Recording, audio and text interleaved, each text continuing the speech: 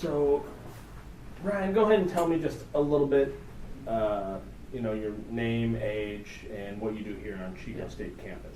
My name is Ryan Schaefer, 20 years old, sophomore here at Chico State. Work in the first year experience department, nutrition undergrad, looking to be a dietitian. Now, what brought you to Chico State?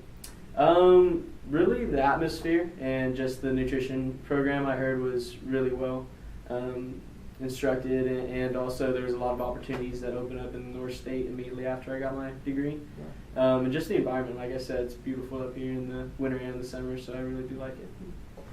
Now, I know that you work for the first year experience office. Are there any other clubs or things that you do surrounding within like a Chico State? As far as clubs and everything like that, I'm really taken up a lot by my work and also my schoolwork. So I really haven't been able to dive into any clubs besides the Center for Nutrition Activity Promotion. I've done a internship through there, and that's for my nutrition undergrad degree. Now, within your time at Chico, and you've been here 2 years? Yeah, 2 years. 2 years? Have you felt accepted since you came to Chico? I definitely think so. I definitely think that at first I had the feelings that I wasn't really accepted just due to the fact that being a new college student, kind of hard to fit in, and also being Mexican American in a largely white area. Felt a little bit out of my comfort zone, but kind of realized that it was definitely made for me. Now, you said you're Mexican American, Mm-hmm. so how do you identify racially / ethnically? How do you identify? I would declare how would I say? Yeah, how do you feel that you declare yourself? I would call myself Mexican American. American being because I was born here, but I mean down in my blood, I almost have full Mexican in me, except for pretty much my last name that comes all the way down from my dad's side. But besides that, I do identify a lot with other people who are Mexican American in the case, but it's definitely not the fact that I only identify with them or seclude myself to just that group. I definitely branch out and pretty much befriend anybody who's willing to, have that kind of friendship attitude. Yeah. Now, have you ever been misidentified? As like another ethnicity? Yeah. Oh yeah, definitely. What can you explain? Yeah, some people just figure that I'm like Persian or that I'm Indian or something else just with like a dark skin tone. Just because I even know that a lot of people will say like, oh really, you're Mexican? They won't know exactly what I am, they'll just kind of assume. But I know it's much more common from where I'm from. The Mexican population was so much higher. I never got mistaken for being Persian or anything like that. Now, so when you, and you kind of just hinted at this already, that, just because of your looks, you were, kind of stereotyped maybe quickly. When you hear the word stereotyping, what do you think of? What's your automatic, this is what I think stereotyping is? Stereotyping, I'd say it's a pretty crude definition of, harmful stereotyping, I guess, would be... Yeah, either or. Yeah, harmful stereotyping, because I kind of have a few definitions, but harmful stereotyping would be assuming that, without even talking to someone, that someone has certain characteristics, they think a certain way, they're from a certain background. Whereas, not friendly, but not harmful stereotyping would be like, if you're working with someone and you get to that point where it's like, oh, he's the guy that's like, and just because he's African American, they're afraid to say, oh, he's the African American guy that works like that. So, but I definitely would say that the harmful stereotyping is, me coming here and assuming that every, fraternity member is just a drunken, enraged person or something like that, or assuming that every, Mexican American, I have to watch my backpack or anything like that. Those harmful stereotypes that just come from a lot of prejudice and discrimination. Now, and it can be any example, but have you ever had a time where you've been stereotyped? Oh yeah, definitely. Can you go into detail? Yeah, I won't exactly say where, but there was this one case where I was working within an office, and definitely wasn't here, so we can exclude that. But I was working within an office space, and when I was collecting materials for this thing that we were doing, I was mistaken as just a person that was in there that that was suspicious. Mm. So when I was asked my name and everything like that, it was more of like an interrogation, not really like like how's it going, who are you, I haven't got a chance to meet you. So that, I definitely felt, I walked away from that situation kind of like, that just happened. And a few other cases, I mean, like if I am, I mean, I'm not even a big person whatsoever, but just out of memory, I can remember a few times where I'm kind of walking and I noticed that the people who are walking towards me kind of, stiffen up a little bit, get a little bit on their toes, which I don't blame them. I definitely do stay on my toes myself when I'm walking alone. But now Malcolm, I don't want to interrupt, but Malcolm kind of said that too. Yeah. Now, have you ever experienced that? I mean, just on campus? Yeah, definitely. More with girls, which I don't blame them whatsoever, because of what happens, in this city. Not so much really with groups of males, really. I think because no one's really going to be fearing that they're in any position of like being harmed, 5-on-1 or anything like that. But definitely when it's like a 1-on-1 kind of thing, or maybe like a 2-on-1 kind of thing, I do notice something. I'm not exactly sure if that is because they're stereotyping me and fearing for their safety, or if it's just because, like I said, they're just aware of their surroundings. Now, have you ever been stereotyped within, and many people have talked about how Chico State has a reputation. Yeah. On campus or dealing with other people when they talk to you about being a Chico State student, have you ever dealt with stereotyping in that sense? Stereotyping as it relates to ethnicity, or just how as it relates to being a Chico State student? Oh yeah, definitely. When I've talked to, I wasn't the sharpest kid in high school, so and my sophomore year really reflected that. I got a really low GPA, almost almost held back, and that was just because I was goofing off, not really paying attention. So when I went to Chico, everyone that knew where I came from was kind of like, oh boy, here goes Ryan, like going up to Chico State, used to be #1 party school in the world, obviously doesn't give 100% about his grades. So when I returned and I was doing well, a lot of people kind of be like, oh, like, you must be partying all the time there, like all this stuff, you must be going out, everything. And at first it was just like, oh, like, why would they assume that? And then I kind of see the environment here, and I was like, okay, I could see why if someone walked through, downtown on Saturday night at 10 o'clock, they might assume that everybody goes through that. So do you feel that in general, and even, we kind of hinted at it, that Chico State students, mm-hmm. and not only that, but you as a Mexican American mm-hmm. Chico State student, do you still think that the stereotyping is prevalent even today? Today, I would say it's definitely prevalent, and some people are still ignorant about the fact of it. Just like how we just had Cinco de Mayo pass, and we have all this kind of diversity awareness go on right before it, and then Cinco de Mayo happens, and Cesar Chavez happens, and we still see people walking around with sombreros and ponchos, mm-hmm. drinking tequila and everything like that. So I definitely would say it's going to take a lot of work before big change is made, but I do know that kind of awareness and that kind of diversity does make a difference when it comes to respecting each other and kind of breaking down stereotypes. I mean, even me myself, I kind of had a little bit of like a paradigm shift myself with how it comes to when I view foreign students. Never whatsoever discriminated against or anything like that. I always viewed them as very to themselves.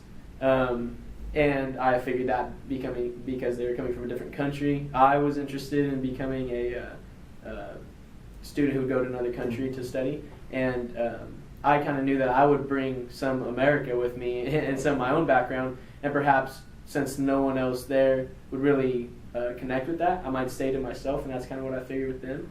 But with my neighbors, a lot of them are from Saudi Arabia and other places in the Middle East.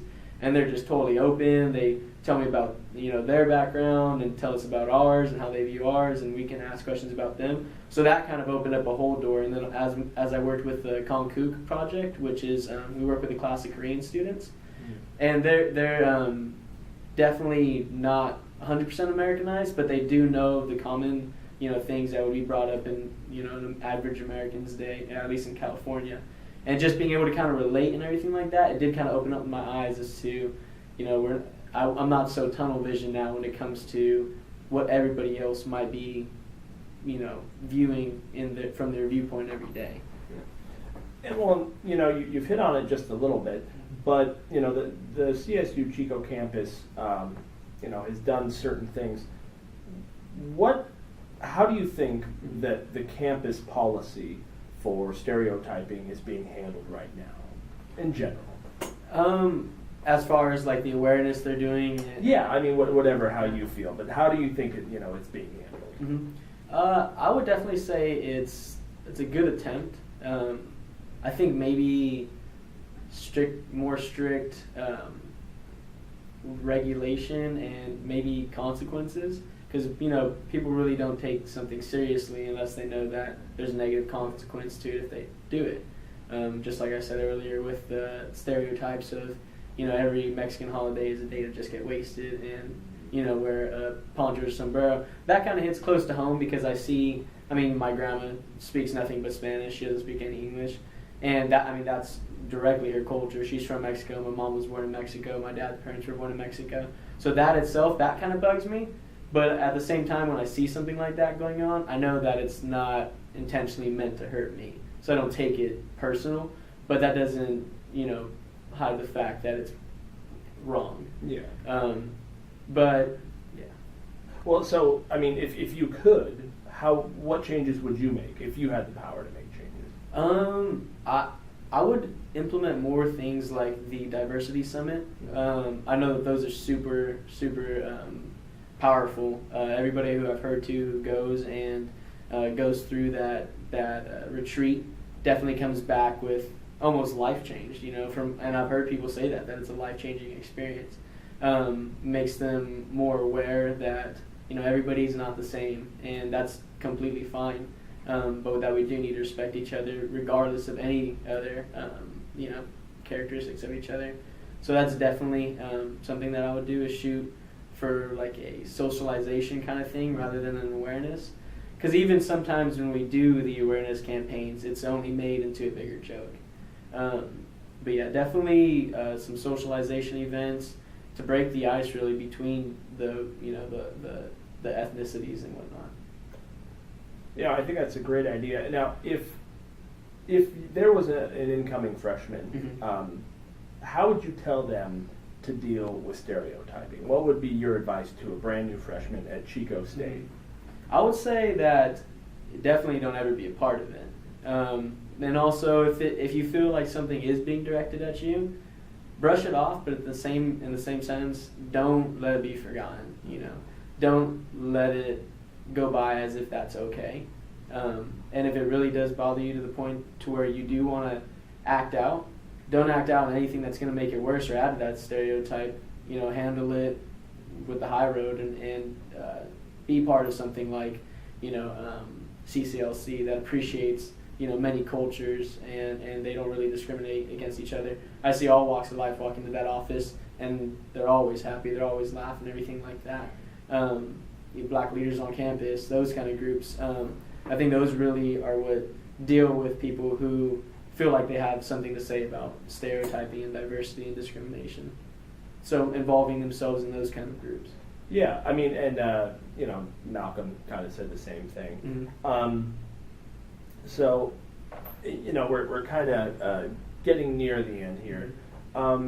So is there anything else, just in general, being a CSU Chico student, Mm-hmm. that you want other people to see, that if they do see this documentary, will, take away Mm-hmm. about stereotyping?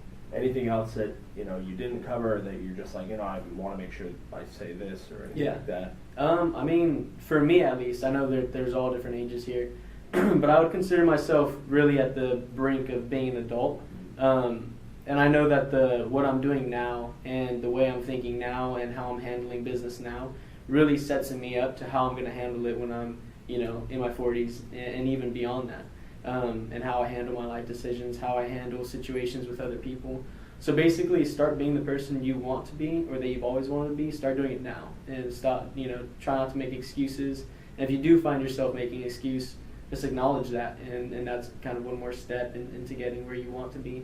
but definitely don't lose yourself here.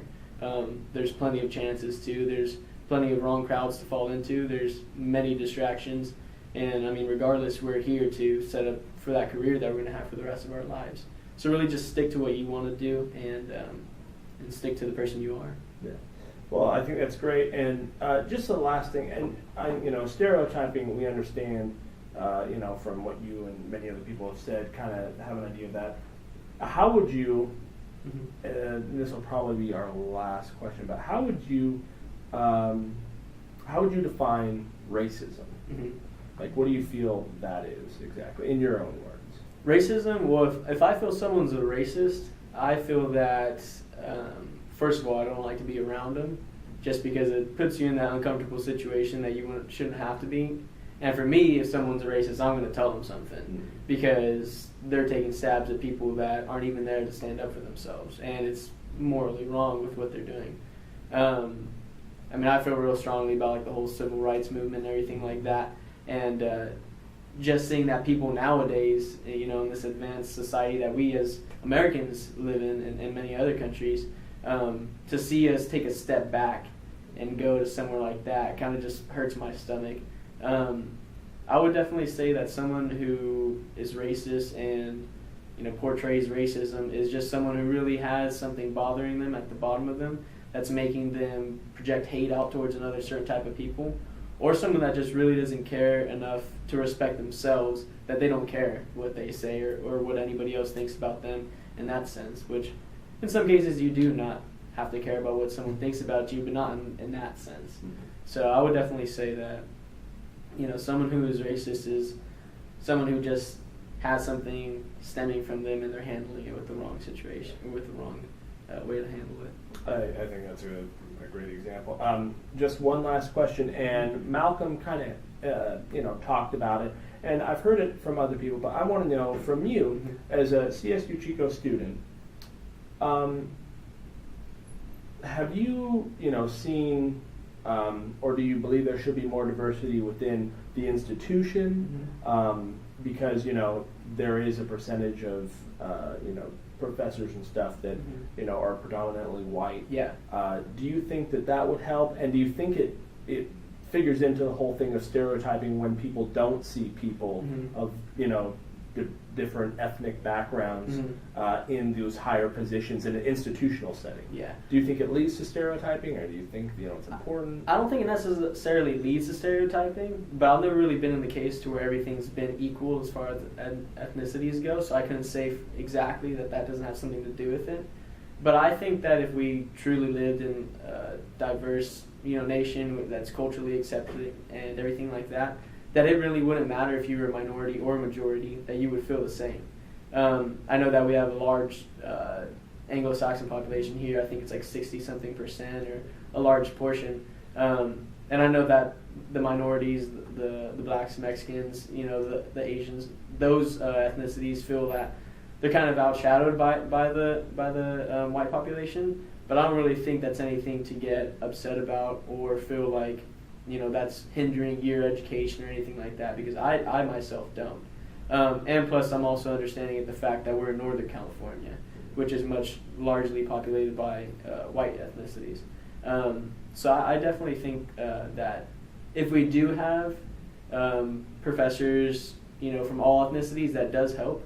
But I don't believe that we should at the same time cut back on how many Anglo-Saxon professors, not reverse affirmation, but I'm blanking on the term. Yeah. But you kind of hinted that it may be just geographical. Yeah. The demographics that relate to the area. Yeah, exactly. Okay. Well, awesome. We're gonna end it here, and that's really all I needed. Ryan, cool. Thanks a lot. No problem. All right.